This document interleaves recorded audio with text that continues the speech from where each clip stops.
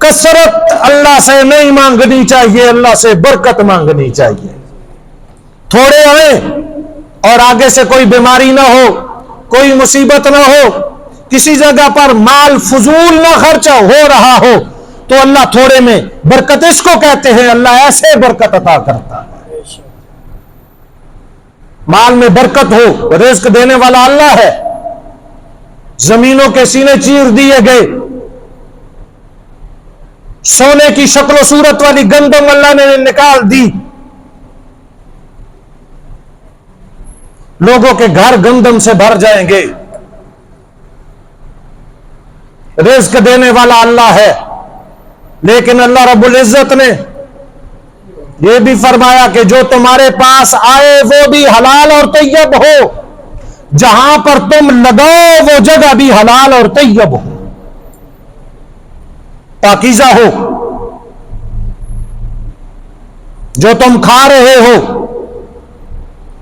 جو تمہارے سامنے پڑا ہوا ہے، یہ حلال ہونا چاہیے، طیب ہونا چاہیے. حلال اور طیب کا مفہوم بڑا وسیع ہے. ہم یہ سمجھتے ہیں کہ روٹی آ گئی ہے، اپنی زمین سے گندم اٹھائی اور چکی پہ بھیج دی، وہاں سے آٹا بن کر کے آیا، روٹی بنائی، میٹھی روٹی، دیسی گندم، بسم اللہ پڑھ کے شروع کی، روٹی کھانا شروع کیا. صرف بسم اللہ سے بات نہیں بنے گی.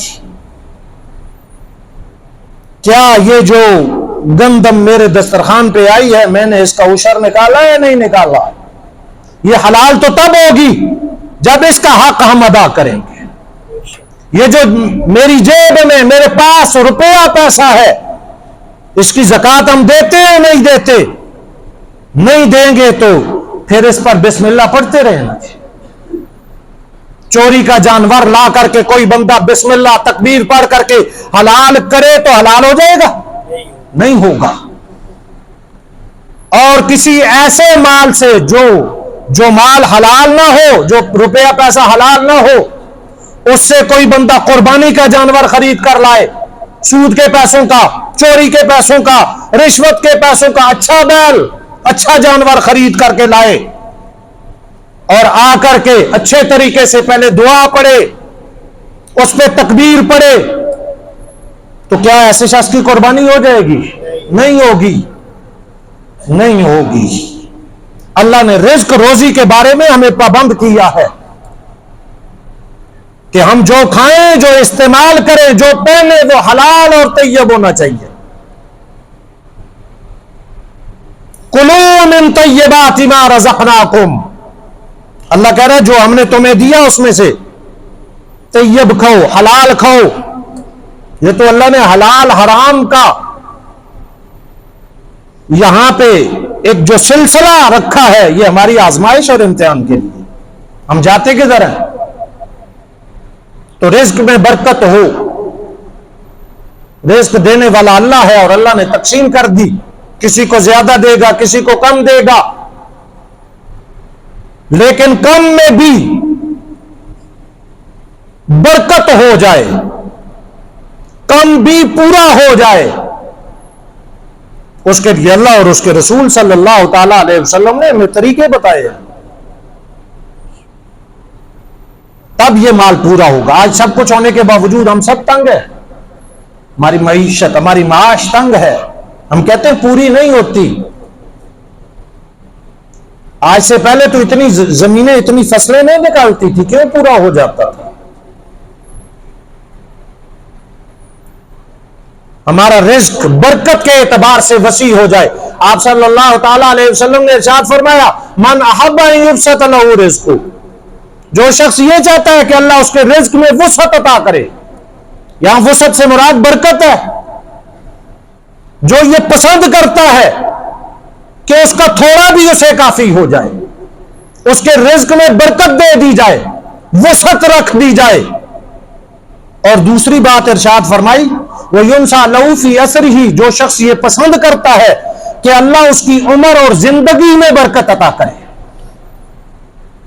ہم کہتے ہیں جی وقت بڑی تیزی سے گزرا، پتہ ہی نہیں چلتا، صبح ہو جاتی ہے، شام ہو جاتی ہے، واقعی ہو جاتی ہے.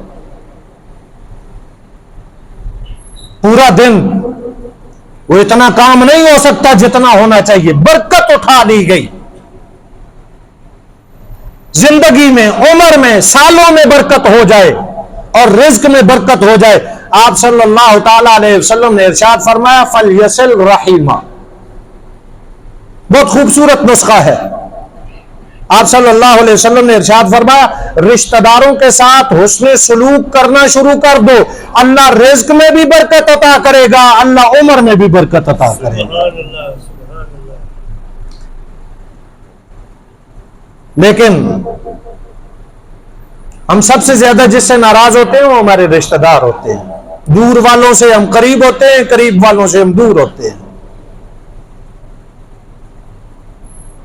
تو رزق دینے والا اللہ ہے، اور اللہ کی ذات پر کامل توکل، یقین، اعتبار، اعتماد، یہ رزق میں اضافے اور برکت کا ذریعہ ہے۔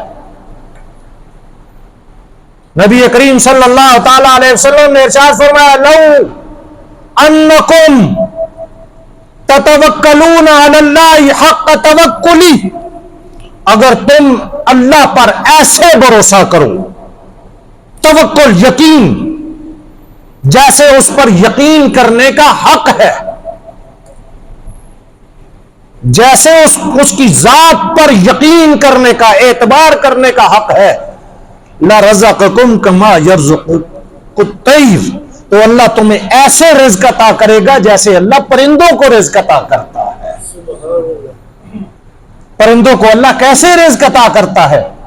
وہ صبح اپنے گھونسلوں سے اڑتے ہیں تو خالی پیٹ ہوتے ہیں، شام کو لوٹتے ہیں اپنے گھونسلوں کی طرف تو وہ سیر اور سیراب ہو کر کے لوٹتے ہیں۔ رزق دینے والا کون ہے؟ اللہ ہے۔ اللہ پر بھروسہ، اللہ پر توکل،